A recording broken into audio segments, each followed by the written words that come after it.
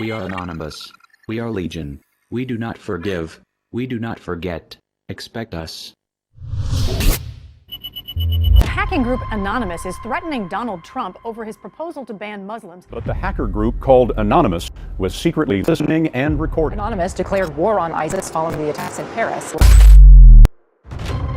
They call themselves Legion.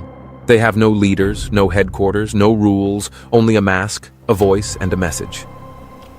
For over a decade, this mysterious collective has hacked into governments, corporations, and even criminal networks. To some, they are digital vigilantes, heroes fighting oppression. To others, they are dangerous anarchists, hiding behind masks to unleash chaos. This is the story of Anonymous, the hacker group that changed the world of cyber activism forever.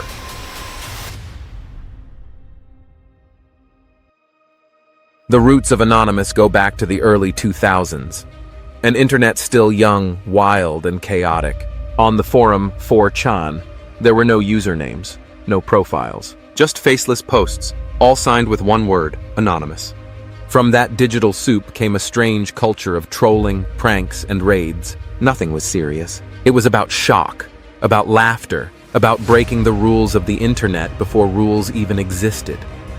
But soon, some began to realize something.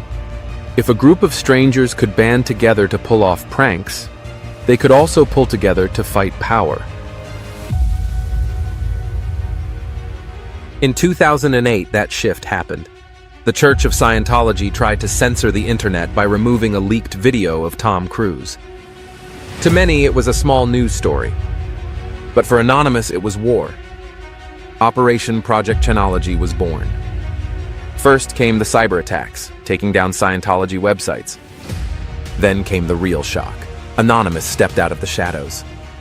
Thousands of masked protesters appeared in cities across the world, standing outside Scientology buildings. For the first time, the internet had spilled into the streets. Anonymous wasn't just a joke anymore. It was a movement. After Chanology, Anonymous grew bolder.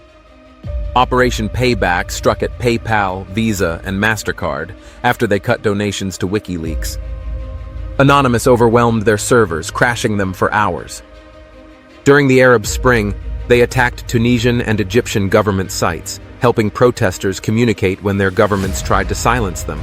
And in 2011, they humiliated HB Gary Federal, a United States security firm, leaking tens of thousands of internal emails and exposing secret plans to manipulate journalists and spy on activists. Each operation sent the same message: Anonymous was watching, and no one was too big to be brought down.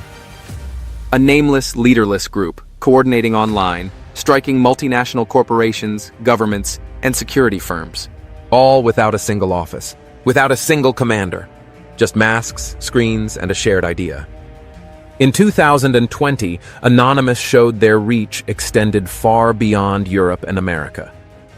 When Nigerian youth rose up in the End SARS protests against police brutality, Anonymous appeared on the scene.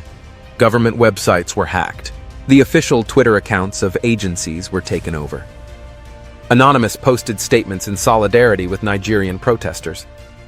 For many Nigerians, it was a shock. This faceless global movement had taken notice of their struggle. For others, it was a sign. The digital world could amplify a fight for justice on the streets of Lagos, Abuja, and beyond. This was more than just hacking websites. It was symbolism. It told young Nigerians, you are not alone. Even across oceans, Anonymous was watching. Then came 2022. Russia invaded Ukraine. Almost immediately, Anonymous declared cyberwar against the Kremlin. State TV was hacked, broadcasted with anti-war messages. Russian government sites were defaced. Private companies were targeted.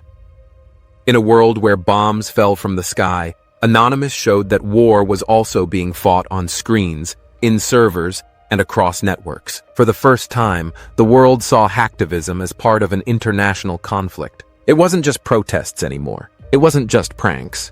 It was cyber warfare. But Anonymous has never been without controversy. Governments call them criminals. Critics argue that their methods like DDoS attacks hurt ordinary people more than corporations. And inside the movement itself, there are fractures, pranksters who want chaos, and activists who want justice. Even worse, the name Anonymous is free for anyone. Anyone can claim to act as anonymous, which means sometimes it's impossible to know who's behind an attack. And that's the paradox.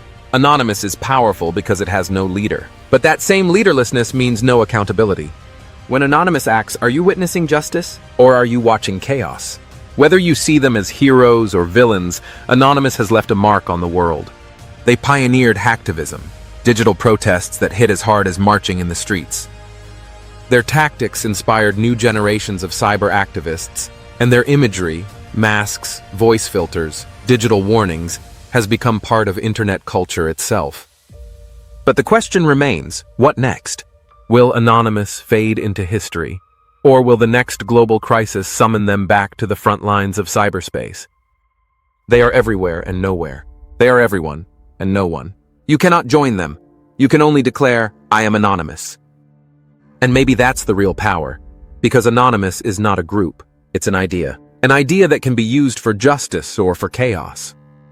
And as long as that idea exists, you should always expect them.